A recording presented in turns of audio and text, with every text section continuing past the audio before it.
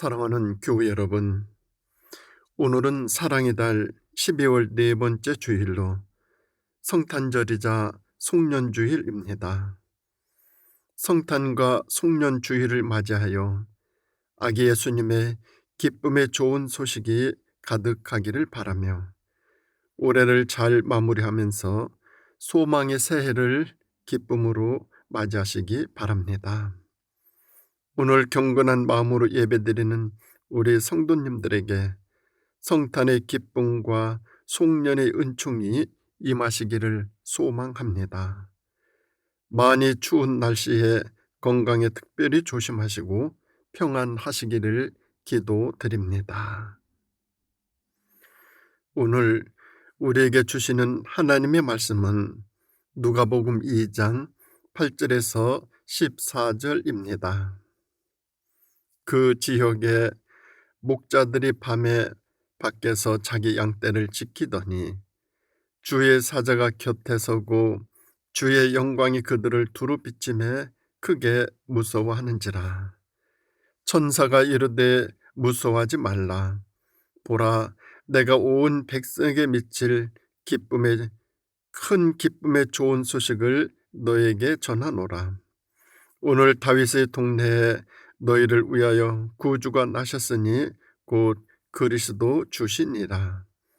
너희가 가서 강보에 쌓여 구유에 누워있는 아기를 보리니 이것이 너희에게 표적이니라 하더니 호련히 수많은 천군이 그 천사와 함께 하나님을 찬송하여 이르되 지극히 높은 곳에서는 하나님께 영광이요 땅에서는 하나님이 기뻐하신 사람들 중에 평화로다 하니라.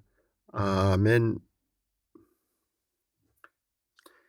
신앙은 가난과 어떤 함수 관계가 있는 것 같습니다. 신앙 생활하는 사람들은 대부분 가난한 사람들이 많습니다.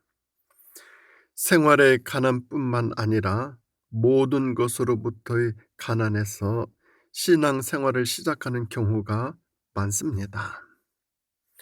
또한 신앙 생활을 뒤돌아보면 가난했을 때가 오히려 더 순수하고 신앙이 더 좋았다는 것을 알 수 있습니다.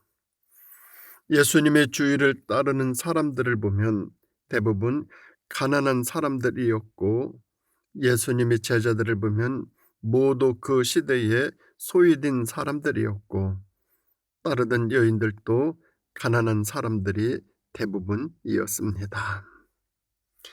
이들은 그 당시의 환경에서 보면 대부분 가난하고 신분이 낮은 그런 사람들이었습니다. 이것은 예수님께서 왜 이 땅에 오셨는지를 우리에게 보여주시는 이유이기도 합니다. 먼저 예수님 자신도 가난한 자의 모습으로 태어나셨습니다. 예수님은 마국간에서 태어나셨는데 이는 가난의 극치를 말해주는 대목입니다.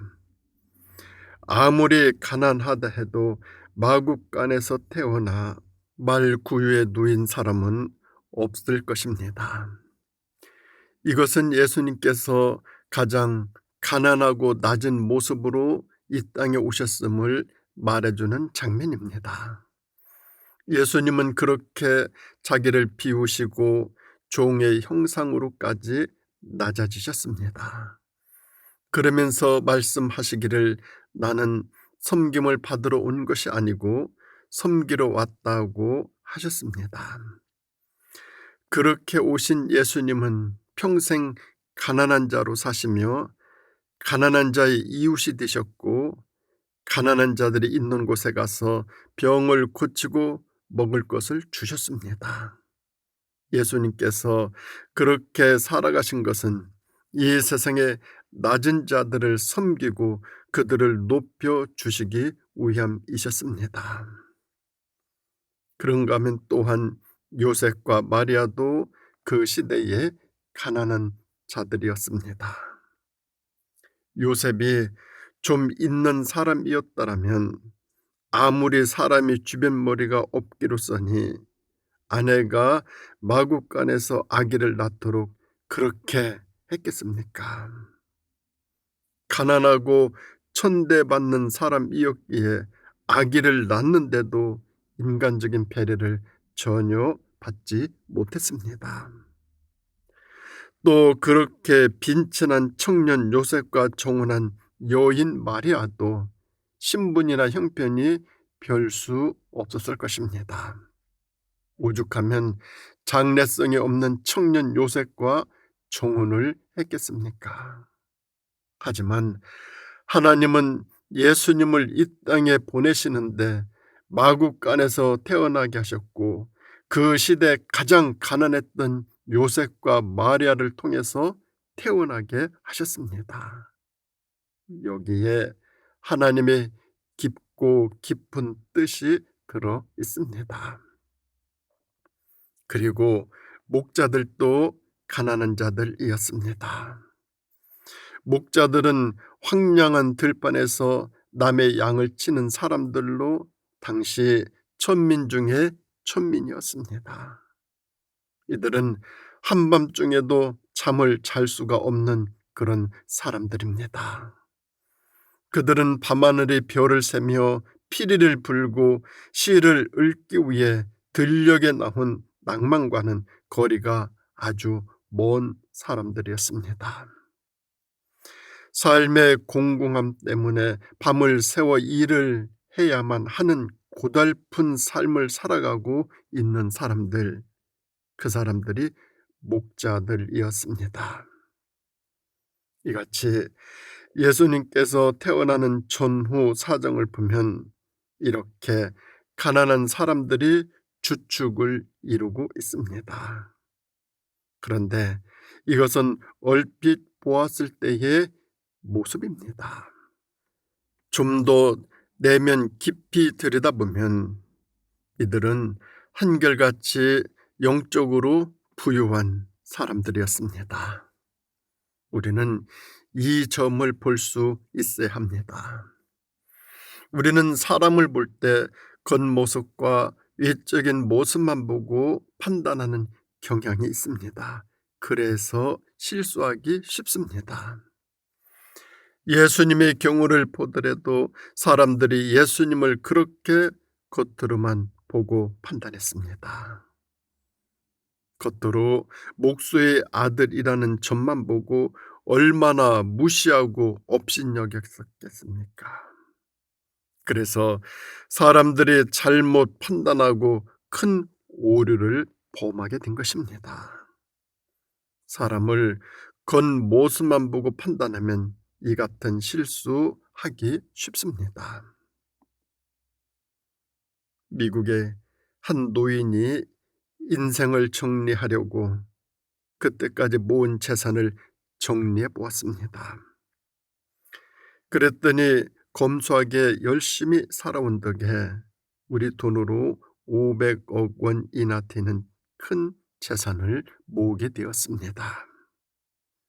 노인은 이 돈을 가치 있는 일에 쓰고 싶었습니다. 그래서 하버드 대학에 기증하려고 찾아갔습니다. 그런데 총장실 면회를 요청하였지만 아무도 아무리 기다려도 만나주지 않는 것입니다. 남노한 옷차림 허름한 노인네가 총장을 만나겠다고 하니 어느 누구도 들여 보내주지 않는 것입니다. 실망하고 돌아와서는 기도하던 끝에 남부의 초라한 학교인 밴더빌트 대학에 가게 됩니다. 면회를 신청하니 금방 만나주었습니다. 그래서 준비한 돈을 주며 대학 발전에 사용하라고 기증합니다. 지금은 이 학교가 남부의 하버드 대학이라고 불릴 만큼 유명합니다. 미국에서 12위에서 15위 사이에 드는 학교입니다.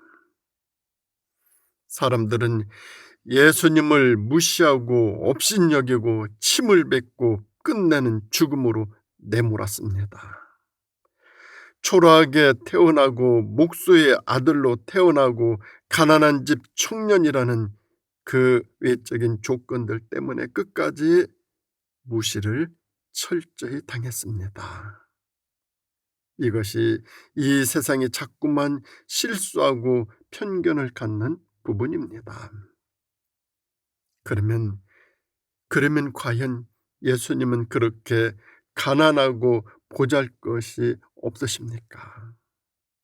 그리고 가난한 사람들을 들어 쓰시는 하나님께서는 그들이 정말 단지 가난했기 때문만으로 들어 쓰시는 것입니까? 그것은 절대 아닙니다. 절대로 아닙니다. 우리는 여기서 몇 가지 중요한 사실들을 간과해서는 안 됩니다. 첫째로, 예수님은 어느 누구보다도 가장 넉넉한 부자이셨습니다. 예수님은 사람들에게 무시당할 만큼 가난한 분이 아니십니다. 사람들은 그것을 몰랐습니다. 사람들이 영적으로 둔하고 마음이 어두워졌기 때문에 보기는 보아도 알 수 없었고 듣기는 들어도 깨달을 수가 없었던 것입니다. 그래도 예수님은 그 수모를 다 겪으며 끝까지 섬기는 자세로 일관하십니다. 이사야서는 이런 예수님을 연한 순 같고 어린 양 같다 표현하고 있습니다. 예수님께서 이렇게 높고 귀한 보좌를 버리고 낮고 천한 이 땅에 오신 것은 예수님이 포기하신 그 부귀와 영광을 우리에게 주시기 위함입니다. 예수님이 포기하신 그 부귀와 영광을 우리에게 주시기 위함이라는 것입니다. 그렇게 사시다가 마침내 목숨까지 내어 주심으로 우리가 구원의 생명을 얻게 된 것입니다. 예수님이 버리신 만큼 우리는 채웠고 예수님이 당하신 만큼 우리는 얻었습니다. 가장 부자이신 예수님께서 바로 우리 가난한 자들을 위해서 이 땅에 오신 것입니다. 이날이 바로 성탄절 오늘입니다. 이것이 성탄의 의미이고 하나님의 축복입니다. 그런가 하면 두 번째로 요셉과 마리아는 어떻습니까? 이들은 의롭고 순결한 사람들입니다. 마리아와 요셉은 외적으로는 가장 가난한 사람들이고 초라한 사람들이었습니다. 얼마나 그 행색이 남루했으면 애를 낳는데도 여관집 주인이 배려를 안 하고 마구간에서 낳게 내버려 두었겠습니까? 행색이 그럴듯했더라면 그 집주인이 그렇게 대접을 했겠습니까? 그런데 정말 그런데 요셉과 마리아가 그렇게 초라한 사람입니까? 사람들은 그렇게 보았을는지 모르나 하나님은 자신의 아들을 세상에 보내시는데 그 많은 사람들 가운데서 요셉과 마리아를 선택하셨습니다. 그 시대에도 엘리트는 있었을 것입니다. 유능하고 장래성 있는 젊은이들 많이 있었을 것입니다. 그리고 지체높고 좋은 환경에서 자란 공부 많이 한 젊은이들도 많았을 것입니다. 그런데 하나님은 그 많은 젊은이들을 모두 제쳐놓고 가난하고 초라한 마리아와 요셉이라는 두 젊은이를 선택하셨습니다. 왜냐하면 그들은 그 시대에 가장 정숙하고 의로운 영적인 부자들이었기 때문입니다. 그들은 또한 그 시대의 영적인 순결자들이었습니다. 그리고 영적으로 아주 성숙한 사람들이었습니다. 그러니까 하나님으로부터 선택을 받은 것입니다. 성경을 보면 요셉은 의로운 사람이라고 증거하고 마리아는 주의 계집 중 이우니 말씀대로 내게 이루어지이다 하고 순종합니다.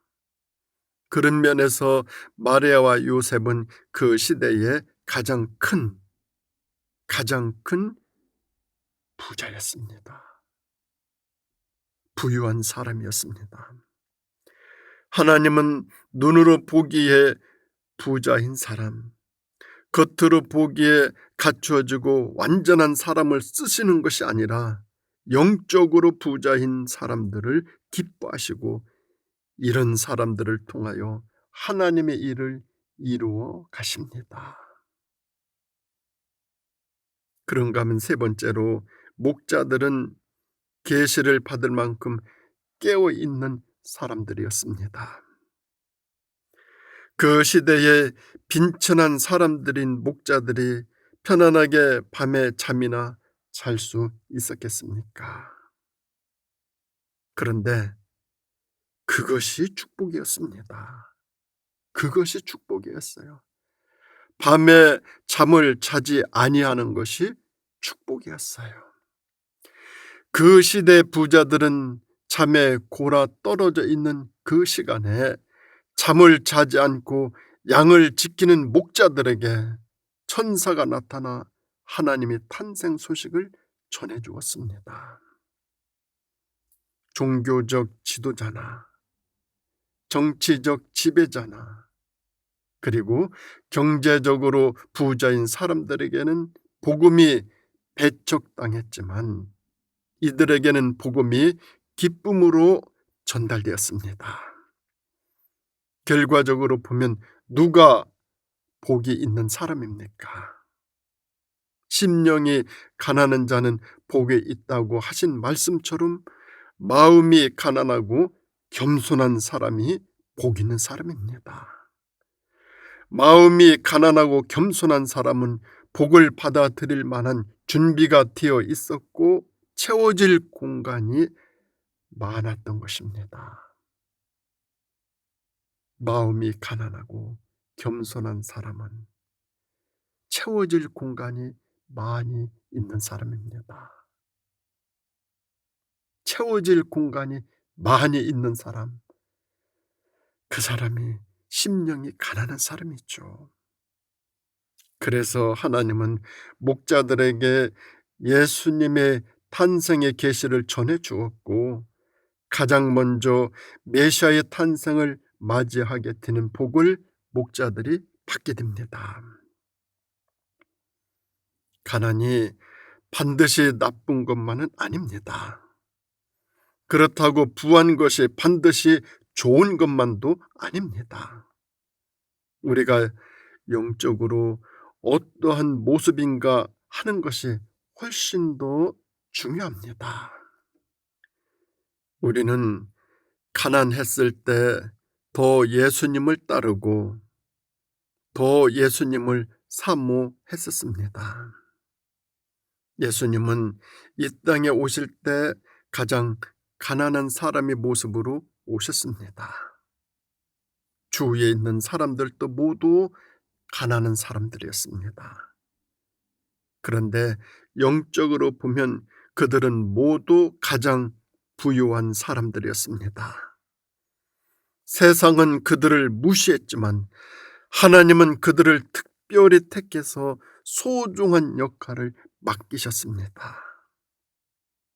너희를 위하여 구주가 나셨으니 오늘 제목의 말씀처럼 우리 예수님은 심령이 가난하고 겸손한 사람들을 위하여 오셨습니다. 바로 우리들을 위하여 우리 곁에 오셨습니다. 그날이 성탄입니다. 그래서 기쁨의 좋은 소식입니다. 그래서 평화가 깃들게 됩니다. 성탄과 송년을 맞이하여 기쁨의 성탄을 맞이하시고 한 해를 잘 마무리하면서 오는 새해를 희망으로 맞이하는 우리 모두가 되어질 수 있기를 주님의 이름으로 축원드립니다. 기도드리겠습니다. 사랑의 하나님 아버지, 저희들 곁에 기쁨의 성탄으로 오심에 감사드립니다. 살아가는 저희들의 삶의 모습이 비록 초라하고 형편없지만서도 우리 주님은 저희들에게 기쁨과 평화를 주시려고 저희들 곁에 오셨습니다. 아니, 저희들 속에 오셨습니다. 오신 우리 예수님을 우리 마음속 깊이 모시고 더 기쁨의 성탄, 은혜의 성탄이 되게 해주시고 올 한 해를 잘 마무리하면서 오는 새해를 소망으로 맞이하는 우리 모두가 되어질 수 있도록 인도하여 주시기를 예수님의 이름으로 간절히 기도드립니다. 아멘.